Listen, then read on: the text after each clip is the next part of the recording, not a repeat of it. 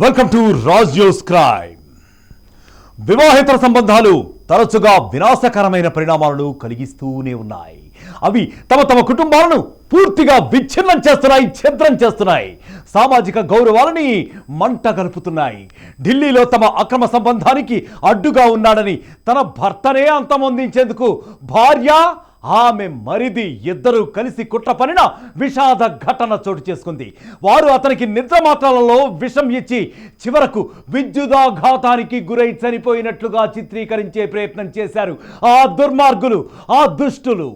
పోలీసులు ఇన్వెస్టిగేషన్ అధికారులను మభ్యపెట్టి చట్టం నుంచే తప్పించుకుంటే ప్రయత్నం చేశారు.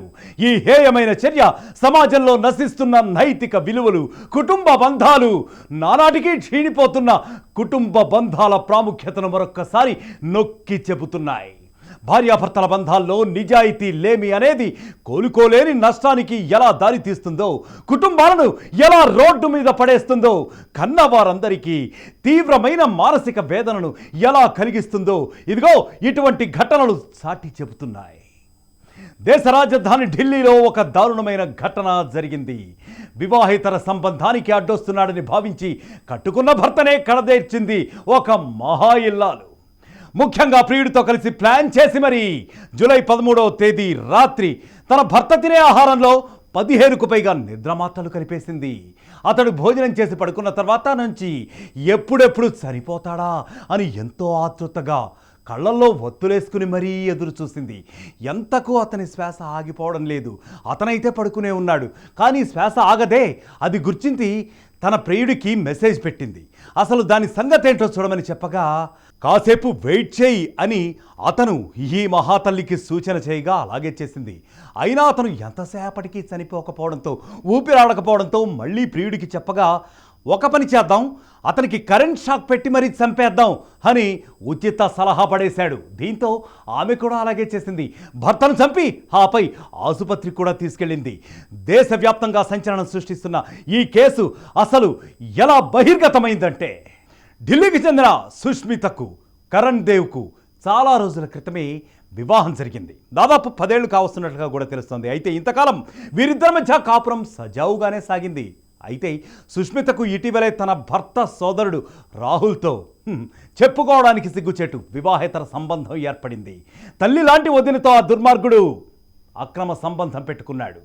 ఒకరినొకరు ప్రేమించుకుంటున్నారు. కలిసే ఇక జీవితాన్ని కొనసాగించాలని కూడా నిర్ణయించుకున్నారు. అలా అయితేనే నచ్చినప్పుడల్లా కలుస్తూ ఉండొచ్చని, చాటుమాటుగా ఇలా వ్యవహారం సాగించలేమని మాట్లాడుకున్నారు. అయితే ఇదంతా జరగాలి అంటే తన భర్త తనను వదిలేయాలని, కానీ అలా చేస్తే నా పరువు పోతుంది కాబట్టి అతన్ని చంపేద్దామని ఇదిగో ఈ మహా ఇల్లాలు, ఇక్కడ మీకు ఫోటోలో కనిపిస్తున్న మహా ఇల్లాలే ఆ ఐడియా ఇచ్చింది. ఇదే క్రమంలో కరణ్ అంటే తన భర్తను హత్య చేయడానికి ఒక క్రూరమైన పథకాన్ని రచించారు ఈ ఇద్దరూ కలిసి.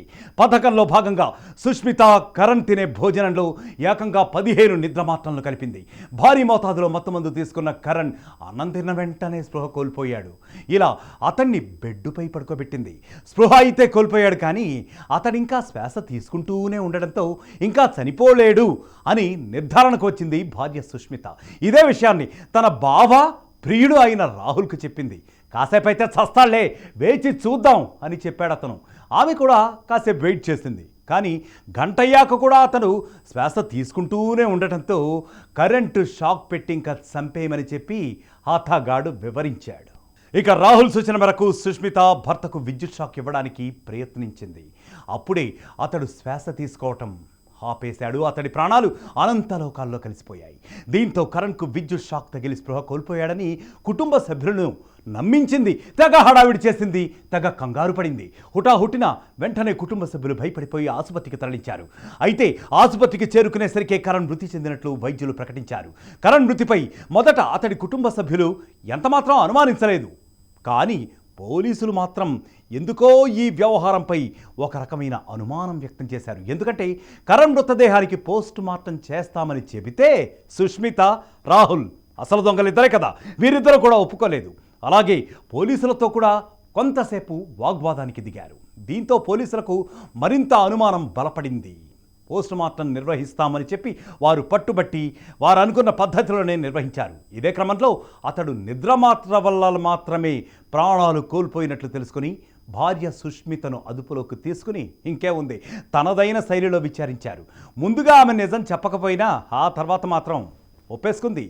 తన భర్తని తానే చంపేసినట్లు ఒప్పేసుకుంది.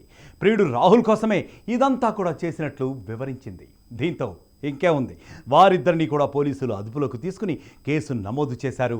ప్రస్తుతం దర్యాప్తును కొనసాగిస్తున్నారు. కరణ్ కుటుంబ సభ్యులు సుష్మే హత్య చేసిందని తెలుసుకుని ఆశ్చర్యపోయారు, షాక్ అయ్యారు. ఆమెకు ఎలాగైనా సరే కఠిన శిక్ష పడేలా చేయాలని ఇప్పుడు కోరే పరిస్థితి ఉంది. ఇక మరొక క్రైమ్ స్టోరీతో మళ్ళీ కలుద్దాం. Until then stay clicked on Raj news crime.